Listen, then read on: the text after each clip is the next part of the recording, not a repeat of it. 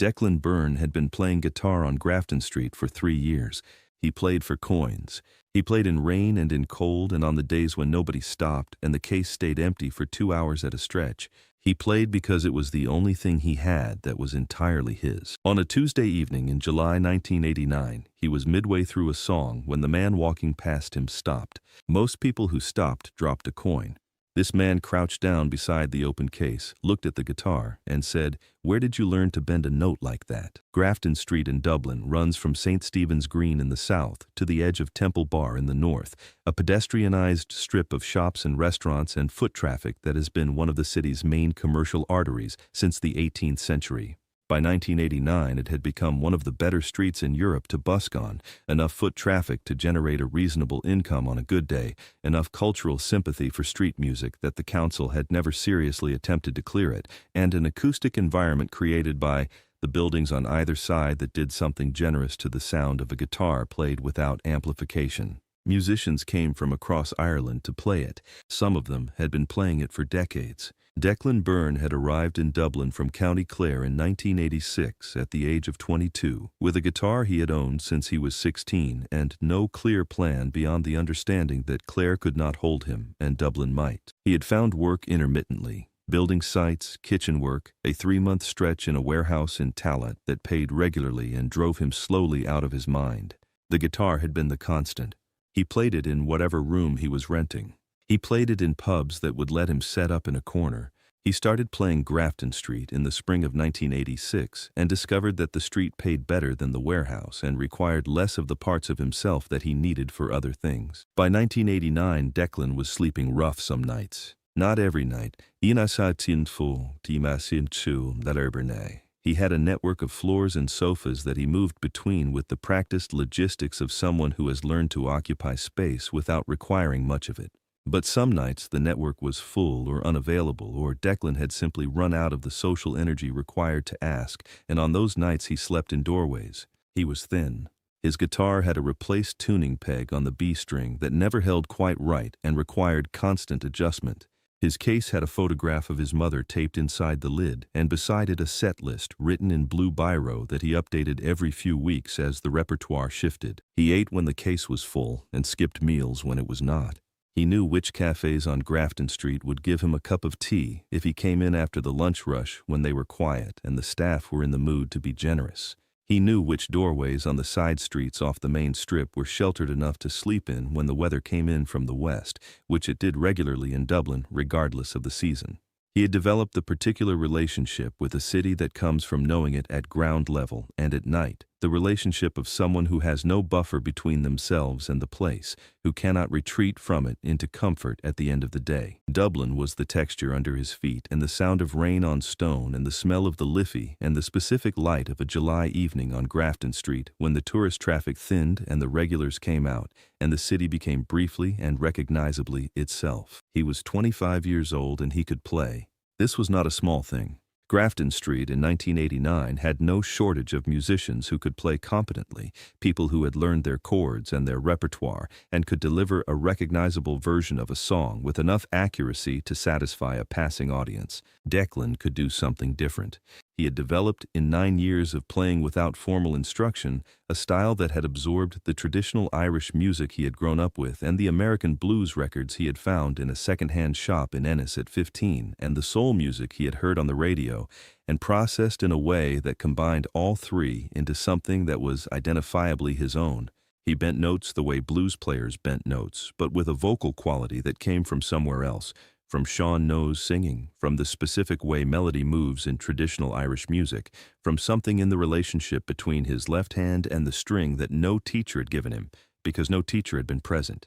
Most people walking past on Grafton Street did not consciously register the difference between what Declan was doing and what the other musicians were doing. They felt it without naming it. The case filled faster when Declan played than when the people on either side of him played. He did not know why. He had never thought about it analytically. He just played. Keith Richards was in Dublin for the Steel Wheels tour. The Rolling Stones were playing RDS Arena the following evening, a sold-out show that the Dublin press had been covering for 3 weeks with the specific excitement of a city that took its relationship with rock and roll seriously. Keith had completed the afternoon sound check and had 2 hours before the tour schedule required him anywhere. He had done what he usually did with free time in a city he liked. He had walked out of the hotel without telling anyone where he was going and headed in a direction that seemed interesting.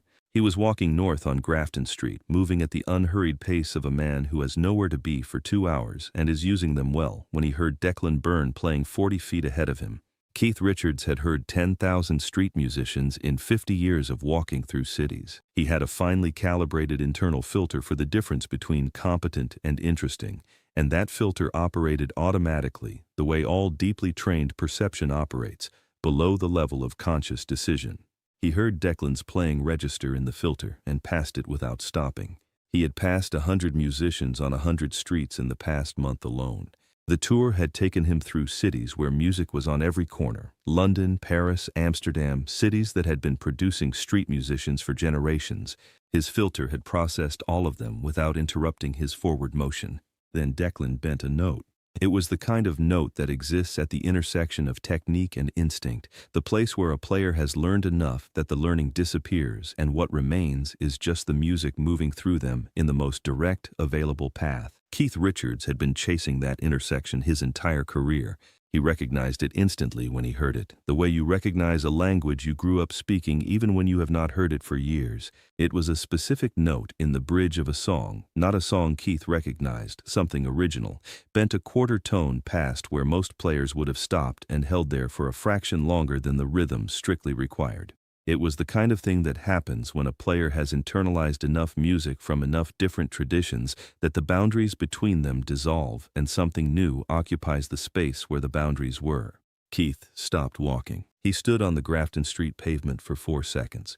Then he turned around and walked back. He crouched down beside Declan's open case, not standing over him, crouching at eye level, and waited for the song to finish. Declan finished it.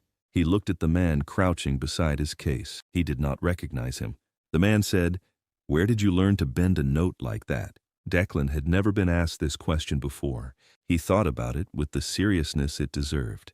Then he said, "I'm not sure I learned it anywhere. It's just where the note wanted to go." Keith Richards looked at him for a moment. Then he said, "That's the right answer." He sat down on the pavement beside the guitar case, not crouching anymore, sitting fully on the Grafton Street pavement with his back against the building behind him, the way Declan sat when his legs needed a rest. People walked past. Several of them looked at the man sitting on the pavement beside the busker without recognizing who he was. A few dropped coins into the case without slowing down. Keith let them. They talked for 20 minutes. Declan asked where the man was from, what he did. Keith said he played guitar. Declan asked what kind of music. Keith said mostly rock and roll, but he had started with the blues, and the blues had never really left. Declan said he knew what that meant. They talked about the blues the way musicians talk about music they love, specifically with reference to particular recordings and particular players, the conversation narrowing from genre to tradition to individual technique, with the ease of two people who had spent years thinking about the same things from different angles. At some point during the conversation, Declan offered Keith the guitar. Keith took it, played 4 bars of something, handed it back. Declan played the same 4 bars back with a variation on the 3rd bar that Keith had not anticipated. Keith took the guitar again, added something, returned it. Declan added something to that. This exchange, 4 bars each, back and forth, each iteration building on the last, continued for 35 minutes on the Grafton Street pavement while evening foot traffic moved around them and the coins accumulated in the open case, and neither man paid any attention to either.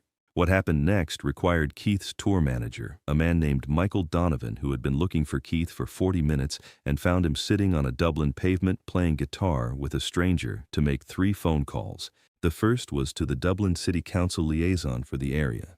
The second was to the venue's production coordinator. The third was to 2 members of the Stones road crew who arrived 20 minutes later with a small amplifier, a microphone, and the specific competence of people who have been setting up stages for 15 years and can do so anywhere in any configuration in any amount of time. The Dublin City Council closed a section of Grafton Street to traffic at 7:45 in the evening of July 11, 1989. The official reason logged was a private event. The actual reason was that Keith Richards had decided that what was happening on the pavement needed to be heard by more than the people who happened to be walking past. The crowd gathered the way crowds gather around street music when the music is genuinely good, organically, without announcement, one person stopping and the person behind them stopping to see what the first person had stopped for. The physics of curiosity compounding until 400 people occupied the closed section of Grafton Street, and nobody among them had been formally invited. A woman named Bridget Foley, on her way to dinner, stopped when she heard the music from a street away. She described it afterward as walking toward something without knowing what it was and finding it was exactly what she needed. She missed dinner. She stayed for 90 minutes. Declan Byrne played for 90 minutes. Keith Richards played beside him for most of it. Not leading, not performing, providing what the music needed and nothing more. The road crew had set up the amplification with the precision of people who understood acoustics, and the sound that came off that temporary stage was the sound of two guitarists who had spent the previous 2 hours learning each other's musical language and were now speaking in front of 400 people who had not known 30 minutes earlier that this was going to happen. Declan did not know who Keith Richards was until a woman in the front of the crowd told him during a break between songs. She leaned forward and said quietly that the man playing beside him was Keith Richards of the Rolling Stones, who were performing at RDS Arena the following evening. Declan looked at the man beside him. Keith was tuning the B string on Declan's guitar, the one with the replaced peg that never held right, with the focused attention of someone who finds tuning meditative rather than tedious. Declan watched him do this and then looked back at the crowd and then looked back at Keith and said nothing. Keith finished tuning, handed the guitar back, and they played the next song. After the show, if a Tuesday evening on a closed section of Grafton Street could be called a show, which the 400 people who were there would argue it could, Keith spoke to Michael Donovan for 3 minutes.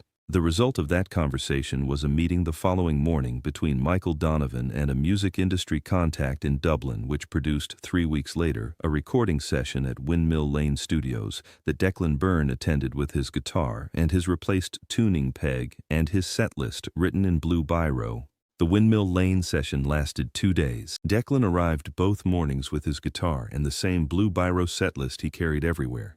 The producer, a man named Ronan Sheehan, described the sessions as the easiest 2 days he had spent in a studio in years. The music was already there. 9 years of Grafton Street had put it there. Declan played live, mostly in 1 or 2 takes, and the few overdubs that were added were ones Declan could hear immediately that they were right.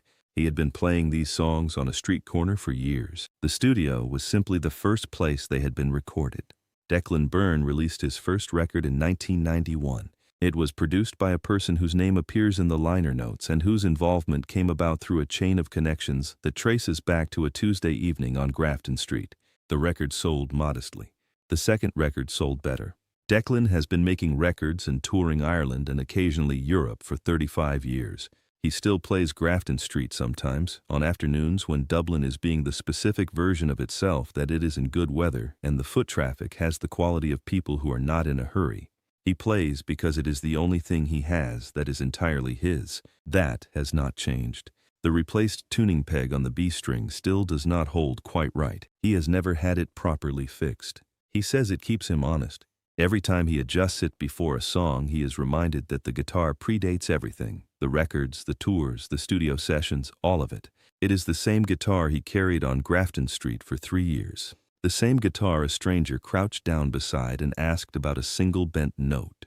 The only guitar he has ever needed.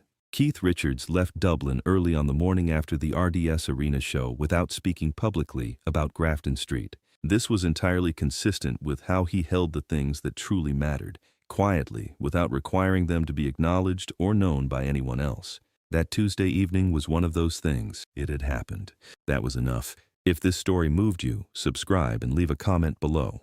Have you ever had a complete stranger stop for you when absolutely everyone else kept walking? Tell us about it below. Share this with someone who needs to hear that being seen by the right person at the right moment can change the entire direction of a life. Ring the notification bell for more untold stories about the remarkable human beings behind music's greatest legends.